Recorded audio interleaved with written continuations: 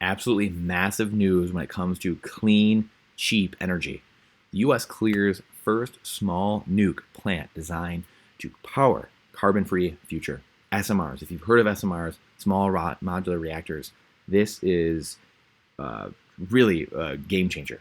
And this is something that we just saw in Europe over the last handful of months. And the scare that they had with cutting off their supply, again, when you're my personality is of a risk mitigation mindset, and everyone's different. But my personality is constant diversification and never having one or two options be the only plan for me. I want 3 or 4 or 5 options and backup plans and backup plans.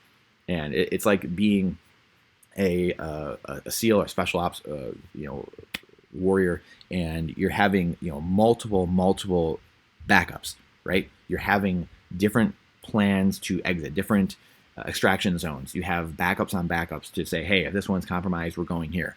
And for whatever reason, we choose to have feelings. Again, we know why.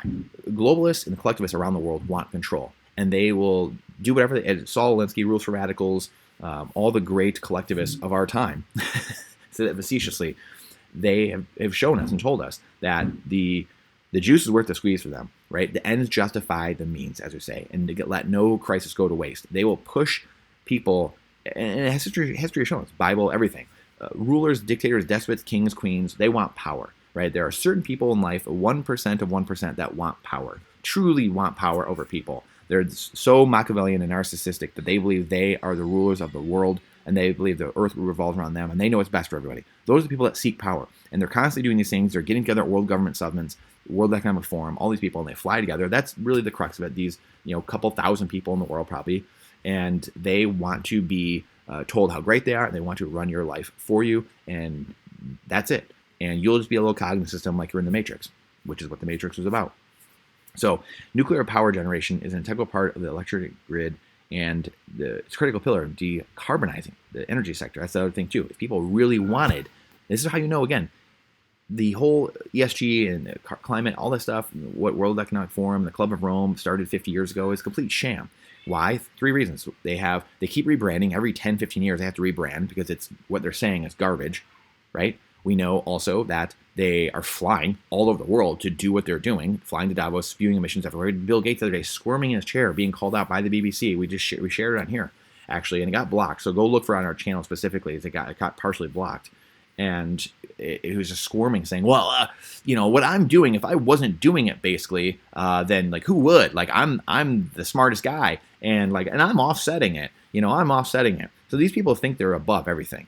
And this is not hyperbole. This is literally from their own mouth. This is the things they say, they talk about, and done videos on.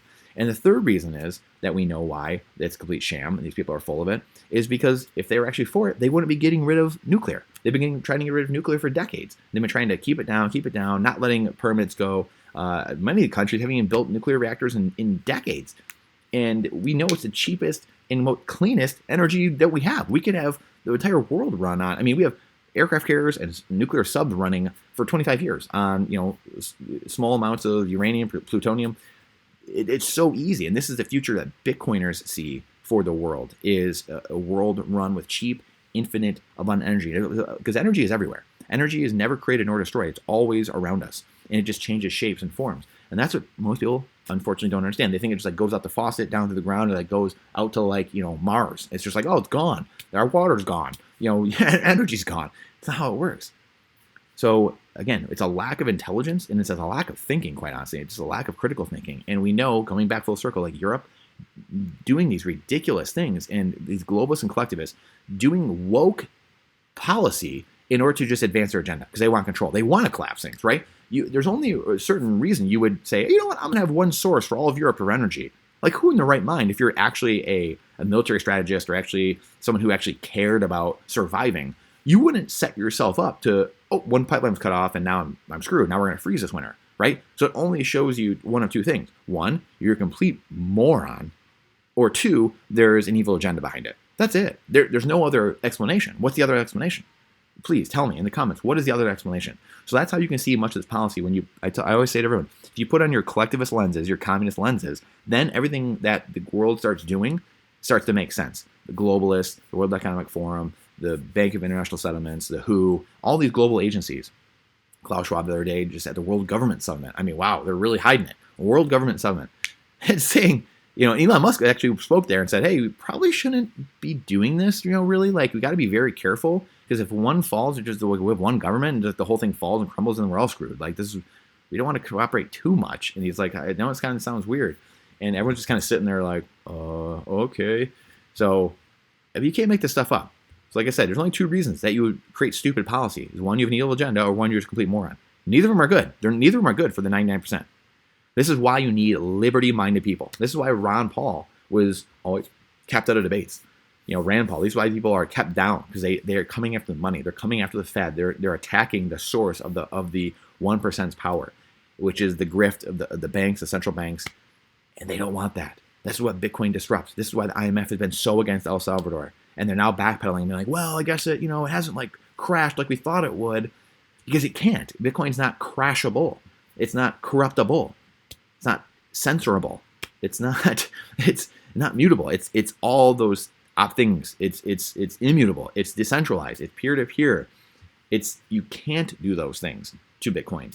Bitcoin is the hardest thing humans have ever discovered, and we are still so early. So the Bitcoiners see this world with nuclear power running the earth and cheap, abundant energy, where people don't really have energy bills. We're able to power everything in our lives cheaply and efficiently and abundantly. Think about what Africa looks like, Central America, South America. Think about what these places look like, India, when we're able to use that power, stabilizing grids with Bitcoin mining and using nuclear reactors to do Bitcoin mining and then powering all these areas. The world explodes, and having 1,000 Dubais, 1,000 New York Cities, 1,000 LAs, 1,000 London, England, because you have this unbelievable explosion of growth and art and renaissance everywhere. This is the world Bitcoiners see. And if you want to see a great video, check out Bitcoin is Generational Wealth. This video here by Tomer Strolites by Swan Studios has a couple 100,000 views right now, but check it out on YouTube and watch it. It's a 15-minute video, and it talks about this exact thing, talking about cheap and abundant energy, SMRs, talking about the world Bitcoin, going into the history a little bit of broken money for about 5, 6, 7 minutes, and then going into what the world will look like with cheap and abundant energy, Bitcoin, and the like. It's an unbelievable video. So this video right here, it's an unbelievable video. You're going to absolutely love it. I promise you. And it's worth a few minutes of your time to see what's actually happening, what's actually going on. So I don't know where we were, but I appreciate you tuning in. This is the future. This is a step in the right direction. That's these countries, the Eurozone, everything, they had to start backtracking. And they started too. They had to start nuclear production up again, because they're like, oh yeah, whoa, I guess we're doing things because we were woke and we're trying to collapse things. And a lot of people don't even know what they're doing, right? A lot of people don't even realize that they're collapsing things. Their government wants to collapse things. So we have to be smart. We have to be intelligent about what we're doing and how we're doing it.